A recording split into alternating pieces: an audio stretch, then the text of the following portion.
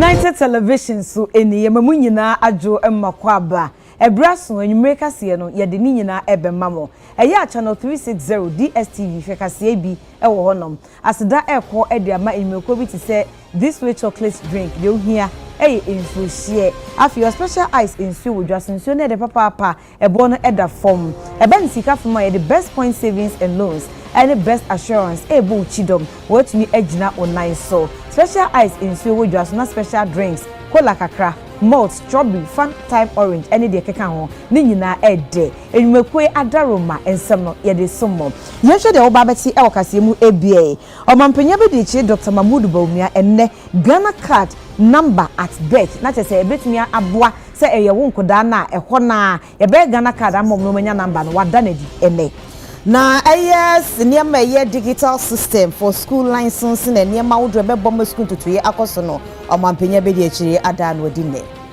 omampanya dada John Dramani Mahama aka esisu dua se waye krado sa akwanua se nyina eso obema emabunu anya nnuma aye na mpenifu akasa dia tudwa akosombo dam wona nsuo yi form no sagleme house no yentimi form nkotene fi se yensiwie Honorable Kojo Oponkruma akasa osi nipa bebo apem ahensia na National Rental Assistance Scheme no omanya eso emfaso na afuti akodi amagana fo nyada se yemu nkomponhwe ye chi ntokwa wudu esiye ewa matuo mu no ye hwe ne amabi Obanima efia chesedu mene ekua ajiwa akodi yentie ensam no enchemu Omampanya be de che Dr. Mahmoud Bawumia ene day Ghana card number at birth initiative no wadanedi asichire nyina ene se ewo akoda no to onge na eho na no ewo se yetumi ede efa enhihye kwan so na onya Ghana card number esan ka ne birth certificate no Ghana Mampanyina be de His Excellency Dr. Alhaji Mahmoud Bawumia apa Ghana card number at birth initiative dwumadi ho ntoma ene abofra ye wo to fom nge ye de ho nsem aguso bokoboko na sinyankopodi ho fifi na wunyini duru fi nsa ne dunumu a saabere no ene odo nsese fidie so yeyi na biometric kwa so no ya je ho nsem na ene akire no card wonsa aka ebeboa na Ghana obibia ensa aka Ghana card no ebie Omampanyina be de chire ekasai. The Ghana card at birth is not just an ID. It's a promise to our children of a future where their identity and rights are recognized from their very first breath. It is a testament to our commitment to building an effective, efficient, responsive, and accountable public sector that meets the needs of the Ghanaian citizenry. The Ghana card number at birth system promises many benefits. It provides documentary evidence of legal identity, social relationship, and rights from birth and ensures social protection. It enables effective planning of essential services like health, education, and social welfare, which supports economic growth and poverty reduction. In fact, my own thinking is that with this regular update in the demographics in terms of how many children have been born this year, how many have died, how many people are part of the register, by the time it's time for the next population census, we will know totally the total number of Ghanaians. You wouldn't really have to go and count anymore because it will be digitally provided. This database also allows us to deal with the problem of child trafficking, which is a major issue. When a child is trafficked and you are able to arrest the perpetrator, who is this child?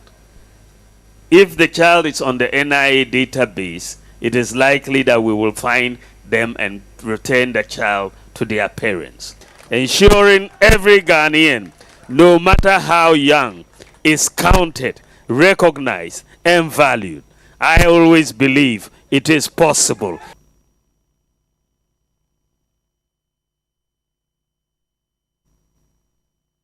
Eba enwumasua hu sensemo ya de bi eda MPP aban no akomaso no mo niema ni nyada no eye Omampanyi abedi akiri wa Bawumia ahwe ama no akọ digital abefo hyehye ya ebebo ama management ne hyehye ahodo no ye de ni di nwumasua achi no etimi akoyi. an inspection management system abefu dwumadi schools ahodo befa so na de kire ne adusua afa ne ntoma pa adiefira when schools ahodo benya ho kwan na woni aso ye hwe adusua ho nsem so atokese ehu hia so benya internet na se wonya internet ne kurasi tu krempo a o betimi da yadwuma ebeboa. Our government understands and appreciates the role digitalization is playing to support us in better policy design and improved public sector accountability by strengthening how we collect and analyze data, as well as how effectively we deliver public services and raise revenues. The SLIMS has streamlined inspection and licensing processes, facilitating customized interventions and support to all schools. The SLIMS database can be accessed by all school stakeholders through a password-controlled login. Each school will also have a mini dashboard populated with reports and other information needed to improve learning outcomes. With the advent of SLIMS, proprietors can sit in the comfort of their offices, log into their school's portal, request for inspection, apply for a license, and make payment through the Ghana.gov platform. Upon the approval of the application by the authority, the SLIMS issues the proprietor a temporary license, and upon inspection, the school is issued a hard copy license from the SLIMS within 1 week. The SLIMS is even accessible in the remotest areas of the country because it possesses offline capabilities for data collection anytime, anywhere, with or without internet connectivity. In fact, the SLIMS is available 24 hours a day. Omampanyi da John Dramani Mahama wotu franka edema NDC amanyukon akasa na waka esisu dua se baabi ogina na ogina ene se wo hye bose obehwe ama emaburu pipia nkoma enye nyuma aye. Our youth are beginning to lose hope in the future because they don't see any prospects for them. Recently, the statistics that have come from the Ghana Statistical Services say that unemployment has risen to 14.7%. In 2016, it was 8.5%. It's gone up to 14.7%. But the more unfortunate thing, and what we should be watching, is that the statistical services say that the unemployment rate amongst the higher educated from tertiary is higher than those secondary and below. So the higher you rise, the less likely you are to get a job. And that is a very dangerous development. Before, the higher you went, the more likely you were to get employed. Unfortunately, it has reversed now. And so of that 14.7% unemployment rate, tertiary trained graduates are a bigger chunk than those below secondary and basic education. And so it's something that we need to look at. And so the next government's major focus must be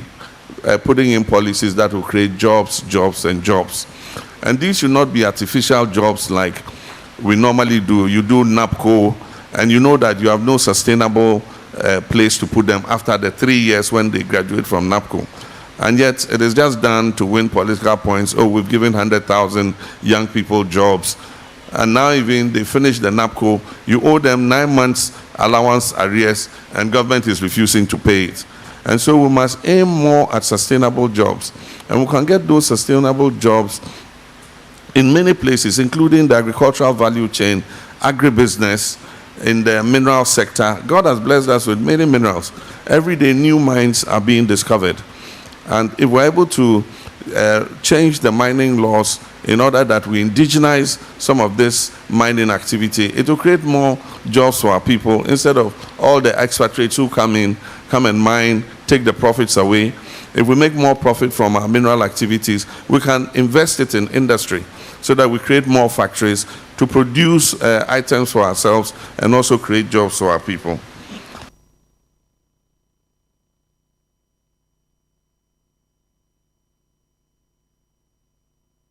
ECOWAS amaino mo ediomo ensa hyentia asiap masie bebo kwan atowo amasabi wono mo eka nantwie ne mo awodo so no etimi afiri ECOWAS amain ba kumu akoba kuma obi biada ensi omo ekwan we empenifo si ebebo amasikasem akoya edi asumdwie ne bambo so ebeba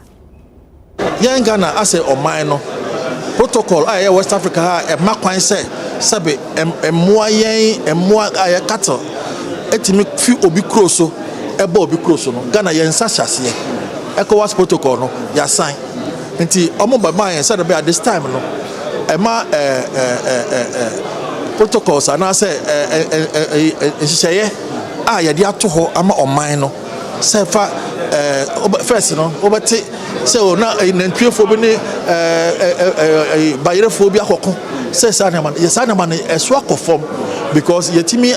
educate farmers no say we yemu nuanom mutimi ne omotena eyeyie omukrom ho no matena ayeyie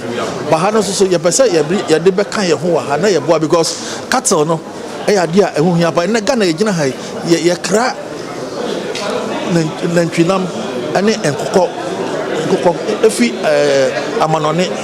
ene niama eba krom ha ebe boa ye ma ye so niama ye saka but ye nuanom e West Africa hey omo de ba direct ebi wa etimi si omo de container ba etimi si eposo ba 6 months na enam no na yi se ho ban body ye na ebi wa na say kwa na de abehye Ghana for na ye nim yare nkwa na ye but ye nuanom West Africa de omo de ba straight say we lay ya wi efri ye neighbors ho na eba so na nti sa yi de ba e ma economic situation no e improve e ma adwuma eniema bebre faso ye nya wo ho no enti ansa na obi di cattle be say 5000 oba Ghana ha oba be didi oba be da oba wi akono onfa ne nyina nko obi obekokwa na ka be 4000 wa ton bi ama ye nya bi so faso bi adidi ebi aye wele na ya dia ehunhia kase pa ewo efiefie bi mo ukọ ekura bi asia obi apewele enti yemfa ni agro enti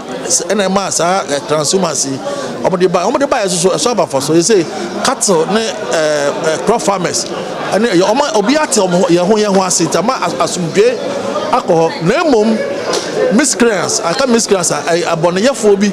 atibiti be frafra omo de omo nje permit omo so omo de omo pe na omo da be wura man na de omo ye when say offense kwa na omo de mo ne na omo na ya na omo create problems say omo akasa eyiyi sa okofo no mayen na ya chiom Kasiye efi United Television so your ship house Abeka Junction enkran eje nkrato yebasisia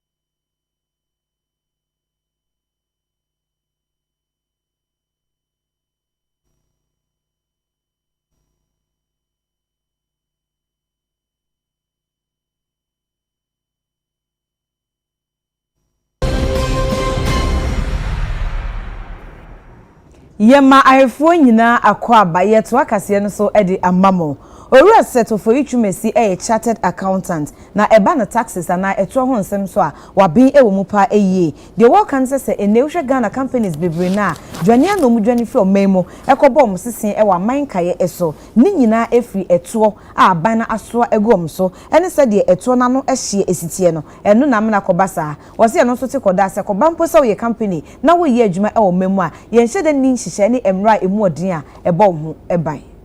Most of the food grains omo relocate to Togo. No omo ye wi a omo take advantage of continental free trade. No omo dia ba be wura man Ghana ba beton. Ha adwene. Another thing na kum factories ya wo Ghana emo mugu. Ene say ye regulatory environment no enye strict. Utie ya na wotwe mienu na wotwe mu. Omo a omo ye nwo, omo process nwo. Say benso oil palm trifu oil palm omugumu a omusu evise omo be ya anwa no omo de be badwaman so na afoforo afa kwatiri kwan so e de anwa no aba bewuru Ghana mu a omuntu etuo bia omo wi a omo de no bayefo ama nia omu produce wo man Ghana mu no ne buo be yeden e ma obi ampese obeba beto o man Ghana dia na ne susuanso a edikan a eyehu ne se ebema adwuma ho ayeden already ye unemployment rate a ewo Ghana omu nya adwuma nye se ya no ya tra 14%.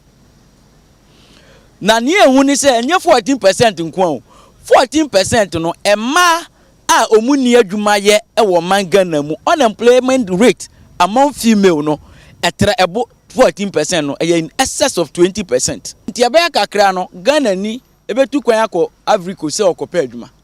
obetu kwan akọ Burkina Faso obetu kwan akọ Togo se okopa adwuma ebra ya nso ye de na nkomo wo ha no yagu omo enam eto ene interest rate ene exchange rate ene utility charges a ebu omu kom ene regulatory loose agencies intino na ama ya lucy ama amafofo anya so mfaso.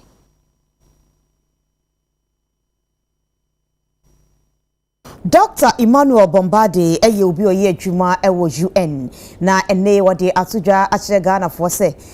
abato mu entokwanto yi ne ti ewo aman bi so na empo Ghana hase krompo no ebi betimi esino yenhwe mfanya desuade ebra 2024 ye ba beto abai ye momoden se bem ya somdwe ne ye bambo eho ehia ye kane.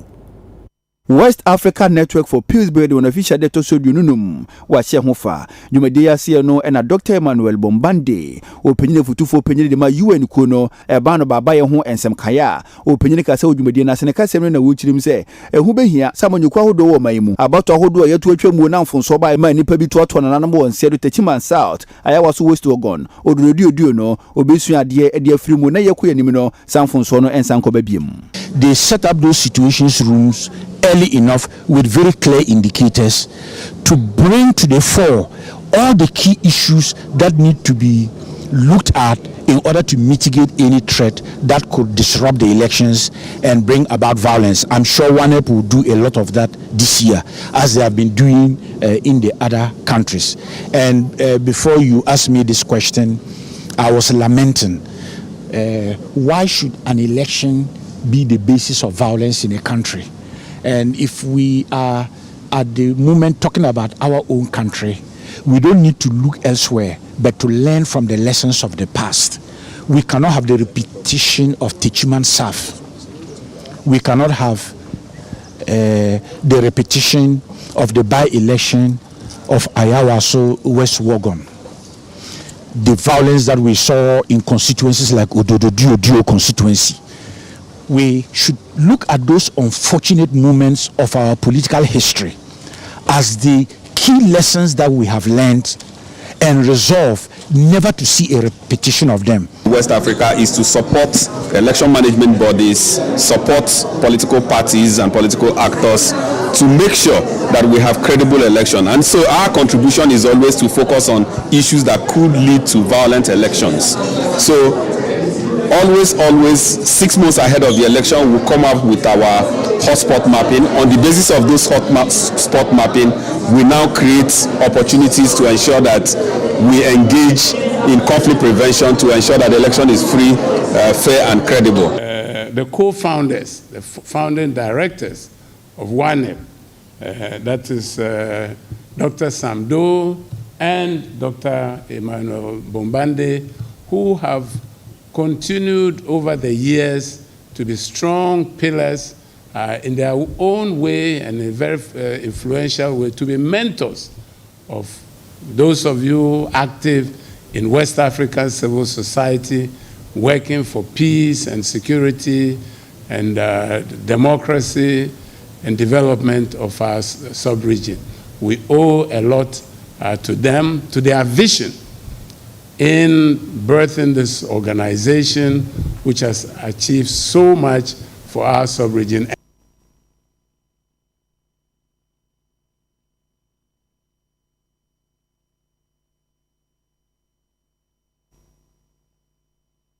Yeshe universal coverage roadmap no emoa na de air kenyina ene se ewo se apomuden ahoro anase centers ahoro ye apomuden ayaresabia ahoro no obi atiminya moja na to de edin a ye de ahwe ayarefo no ne sa international blood service aye ne se blood banks ahoro ye di moja esie no ombehwe biebie e wo mantam ahoro nyina mu wo mai emo.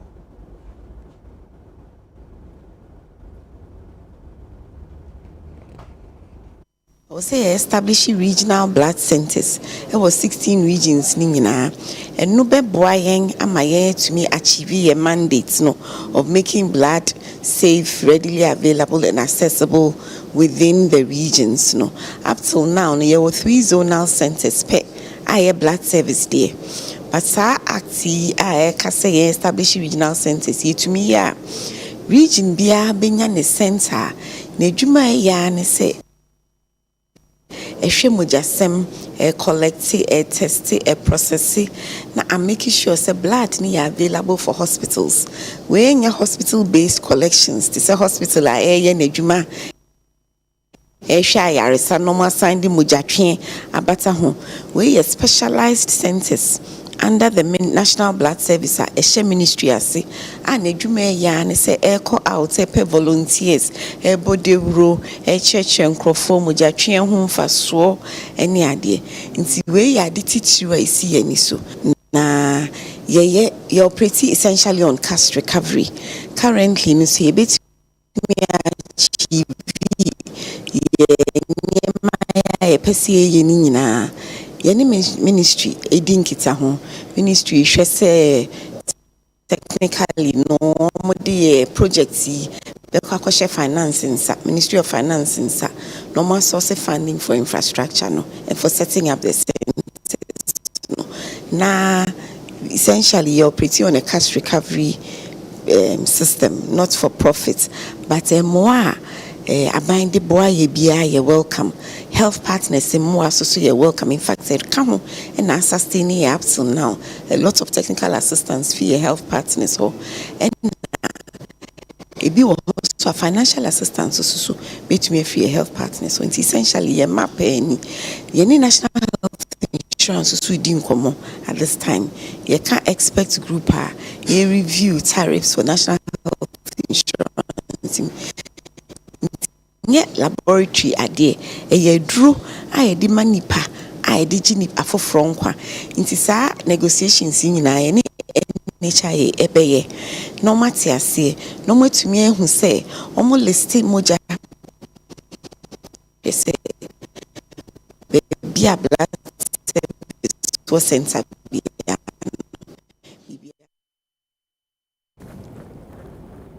na yehwe sadia yehye sitie no 2021 mu na banye no se kwan so sika yetua no watwa mu 2020 amaye ntwa biem afede ni gina na onumonyamfo asenso bo acho so afofo hwe akwane akwantempo so ene sentwefo akasade atudwa se se san de ba efise ha o my Ghana kakra na youth tv yati agu montene so ene Ghana fo bi akasa bisa wonsa nyibia no eyo se ebesan de aba anase enye sei enomokasai.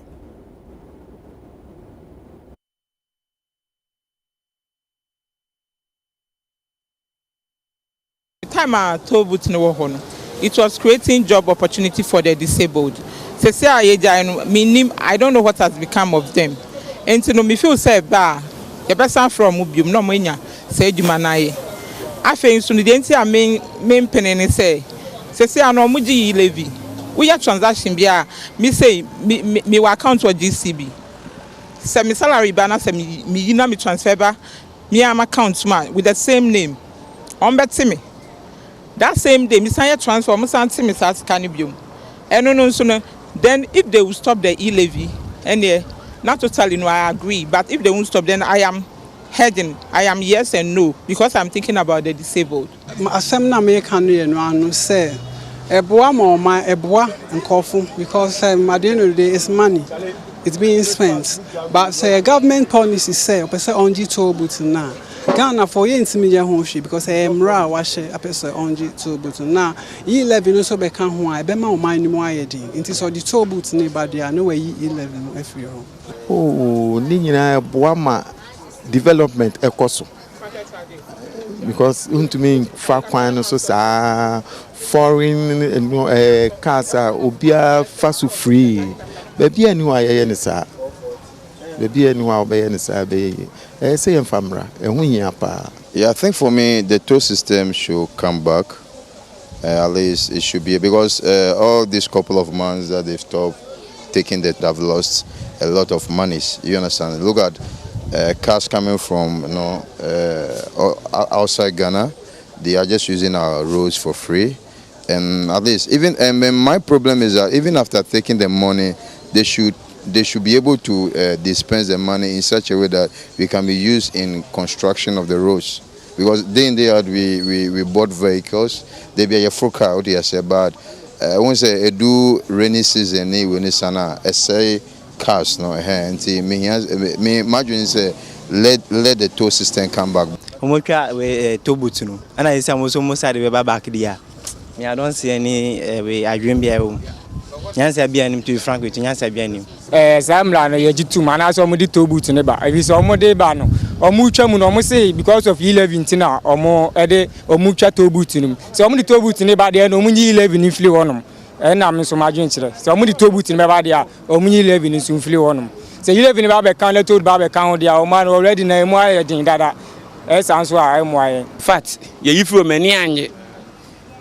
traffic ti ne yi toll booth ni firi ho it's identity no me so man so tike mu a ukomlika sa accident nko a timi de na amakwata ka mi ma mi di ni ho ya so yi tobu to free ho na do won femla ko ma ha ma ba nya de oba on so ode beba ejenya de beba ne ka se nya na ye de ko ye ne san de aba enye se ne o man ni mu aye dinti na what to motor na say starting be fisi road portos nyama it generates a lot of income for the government and they told you the payment, the money they pay, the toll they pay, or you don't know, do the amount of money they get in a day, it has to remain there. It should be permanent. That's all. I'm done. Edwedifo bebo ahanum omudi dwa e wa bobleshi brewery e wo enkran ha na wo so omunkote a ankrankra bi o ye private developer se asase ne omudi entinku tu wo mo e na omse da enya de omo ebeko Ajadi forma wodi dwa agbogbuleshi ko jan bi bo wonti onan no wonsa ne ani bre so kirim se wo mpene so da fa ko di dwa no ema nipa bi mbetu omu mfiri hodo na wano aduane ehin no bekwa kofa no Elizabeth Otu ejina manana mu wona kosem woni ye cheni sei nenya hande ne yo yeko odona da yeko hono yesu kuku saka ani eswaye ne de ko dana nsu toye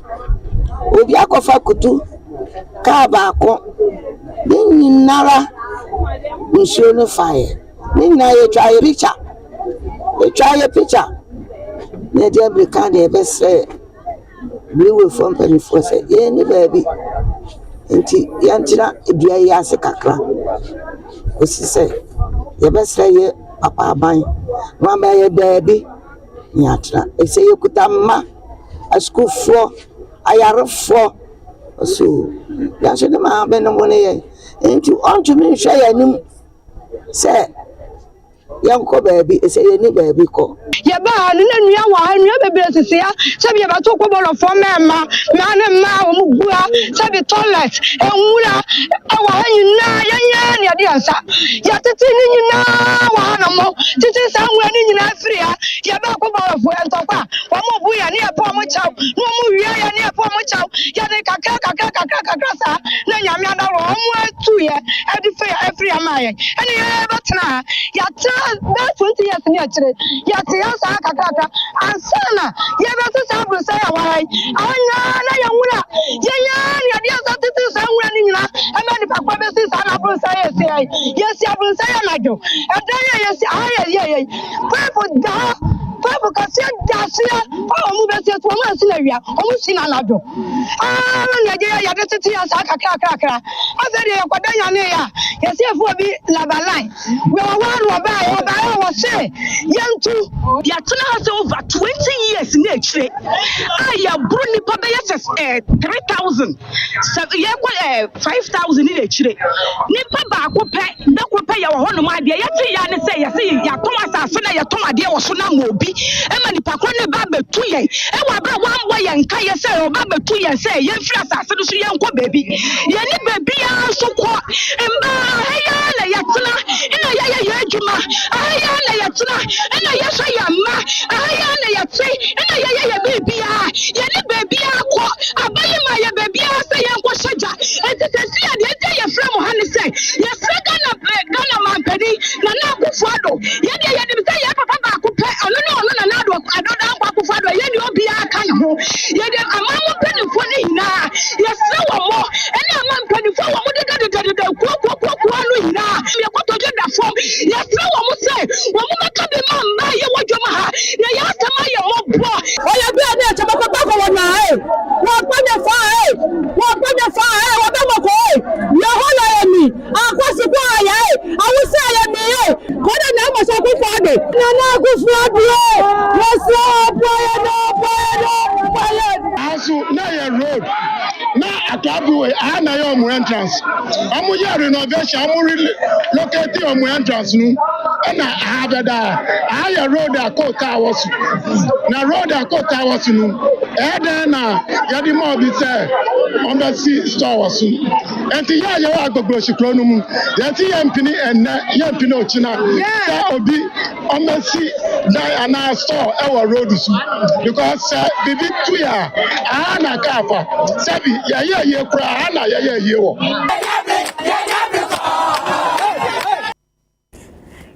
ye jina wese so ahumi abaye ba kase bono ye beto aso wadaro ma twen ye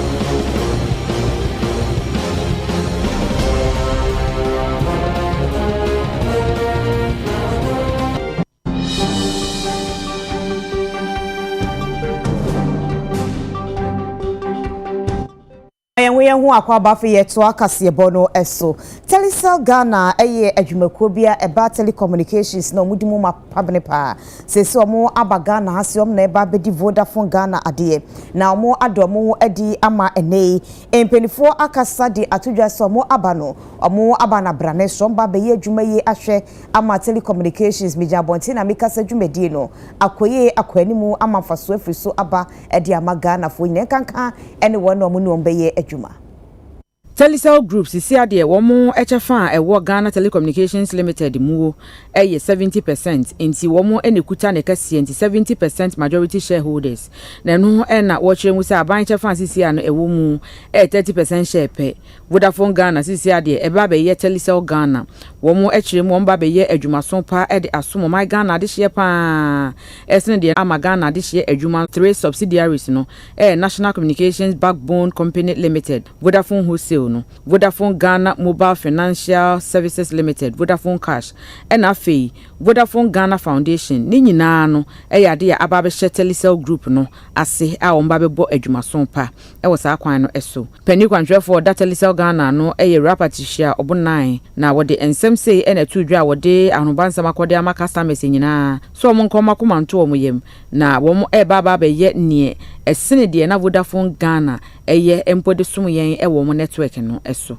network no mpese mo sisemu experience na ye wo mo no mpese better. The second one is mo be for your call center or broadband be call down send na you respond for ni nya yesikasem omo si omo aba omo be boa ye na sa experience no aye different. Third one any mobile money you launching your app your friend Telecom Play ubie app na wa be won say afede the way you transact your mobile money so no ebesisa yes semu bebre nyoma bebre beba into so app now be won say e call wenim no ube won say experience on mobile money so ebe very very different into ye share Ghana for in Christ obi amboa obi de ne sika aba so obeboa ye a ye nso ye mboa na djuma no na enkoso no montina anye yi a na cheso omo beko into obi amboa na djuma no enchina omo nye obi edi omo ji talent na omo abetu no omo ji omo di enti nyom beka ombeye mom ni say ye beko communities ni ebie ya boa nkrofo say using yen network no obi besime bie na djuma na ye from startups so be so obi entrepreneur bi ni wa setting up the business ba ohia moa enti Telecom adu omo abane so omo boa nkrofo small companies no mo set up enti enye so all to sikegu but or they boa another the patronage me set up the company na che so be no so be employ nkrofo 2030 enti enye ye nkwa na be employers Penny Kwanjwefo da Telecom Group ano mo damush na wode afutuo koye de magana fo say womo mode na Telecom Play app no womo download se ne be ya womo betimi ene womo edi ensawoso womo app ne so wonia womo pese womo nya Telecom Ghana network no eso Telecom, I would like to invite everyone to download Telecom Play app and witness the change through the continuous updates that will reflect part of our innovative approach. Our strategy pillars are namely the following: knock down barriers to digital access and literacy, foster positive disruption and innovation, champion sustainability and CSR activities by integrating eco-friendly technologies and practices into every aspect of our operations, and by strengthening Telecom Foundation impact in health, education, and tech empowerment in small businesses.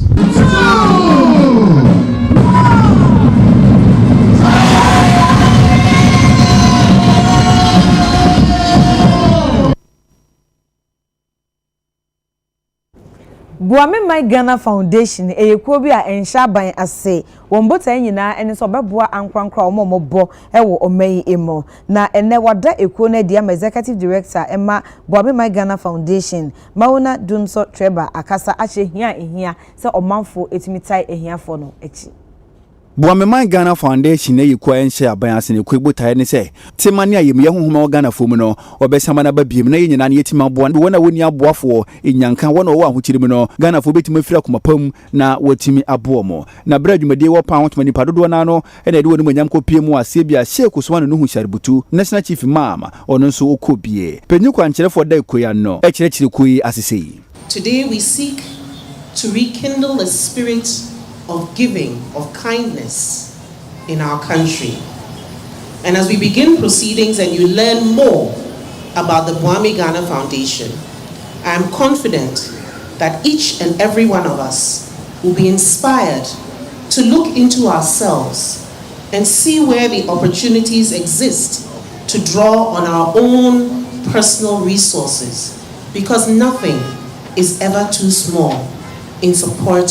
of lifting someone back into dignity, empowering communities. Her ladyship, Georgina Tudora Wood, any pin for Drone Edwin Menyamko Pimu Media Siano, Ludwana UTV Casiapo Ekasai. This is the philosophy that inspires the Bwame Ghana Foundation, a vision for greater opportunity for all,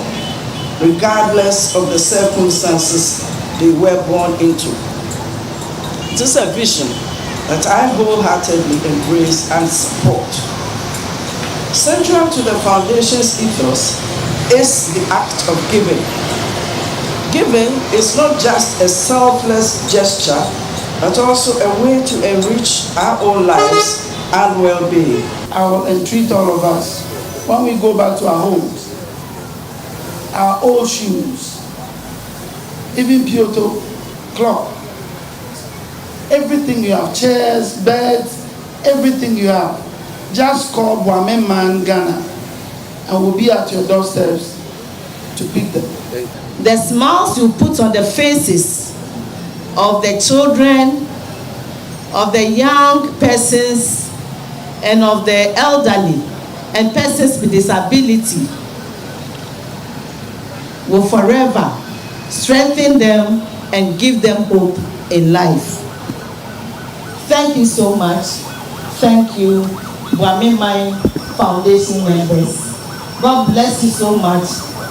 And may the Lord open the heavens for you to get more, to give, to support what government is already doing for these needy ones. Yehwe enkrofo esrasra de omni abonten ne kaifo no ne se de omobra de Bwame Man Ghana epese eboa Ghana nyina ne se ye wone ma bi ayehia nanso eda so ewo ye nchen foundation na ma me hu se me wone ma wo fi am use me wone ma bi am use be say 2 years 3 years 4 years now ade na use 3 years 4 years say ye mpawo say ye bag say ye atade a ene wo hia se wo hia na se obi nam ho no ni atade hye na obi nam ho na oni mpawo ahya adenti na won fa sa ne mai emom ti Bwame Man Ghana Foundation no abase Ghana ni bi owo bibi a ohia obetumi di ama Bwame Man Ghana na yen so amanfo atworo mo hiade abeto yanim itu ye group society bia na mo ho akere mo na mo hia nema o tworo bre a enema na ayagege won krofo no na yen so yakodonate di ama.